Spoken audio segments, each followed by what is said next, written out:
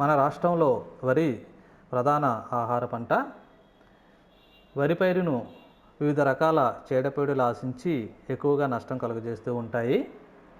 వరి పైరును ఆశించు పురుగులలో ఎక్కువగా నష్టాన్ని కలుగజేసేది సుడిదోమ.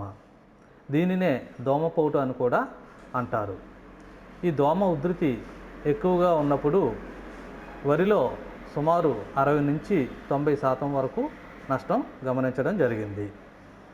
వరి పైరులో సిఫార్సు చేయని పురుగు మందులను విచక్షణారహితంగా పిచికారీ చేసినా, అవసరం లేకున్నా 2-3 రకాల మందులను కలిపి సింథటిక్ పైరిథ్రాయిడ్ మందుల్ని పిచికారీ చేసిన దోమ తాకిడి ఎక్కువగా ఉంటుంది. అలాగే నత్రజని ఎరువులను అధికంగా వేయడం, నీటి యాజమాన్యాన్ని సరిగా పాటించకపోవడం కూడా సుడిదోమ ఉధృతికి కారణాలు. ఈ సుడిదోమ నీటి వసతి గల ప్రాంతాలలో పంట చిరుపొట్ట దశ నుండి ఎక్కువగా ఆశిస్తుంది. వీటి తల్లి పురుగులు గోధుమ వర్ణం నుండి ముదురు గోధుమ వర్ణంలో ఉంటాయి. వీటి రెక్కలు పాలిపోయినట్లుగా ఉండి గోధుమ వర్ణపు తొలుకు ఉంటుంది.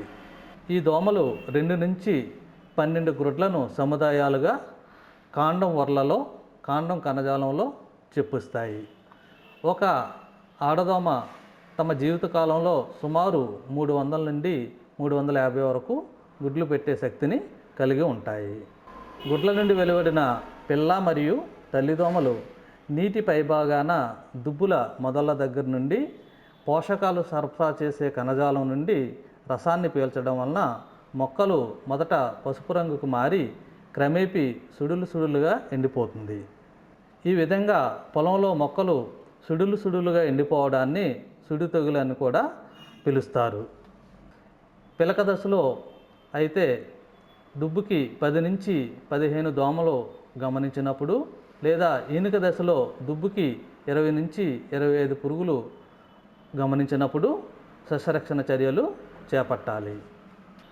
ఈ సుడిదోమ సమగ్ర యాజమాన్యంలో భాగంగా దోమ తరచుగా ఆశించే ప్రాంతాలలో వాటిని తట్టుకునే రకాలైన విజేత, ఇంద్ర, అమర వంటి రకాలను సర్వాలోను, మరియు కాటన్ దొర సన్నాలు, శ్రీధృతి, చంద్ర మరియు తరంగిణి వంటి రకాలను దాల్వాలో సాగు చేసుకోవాలి.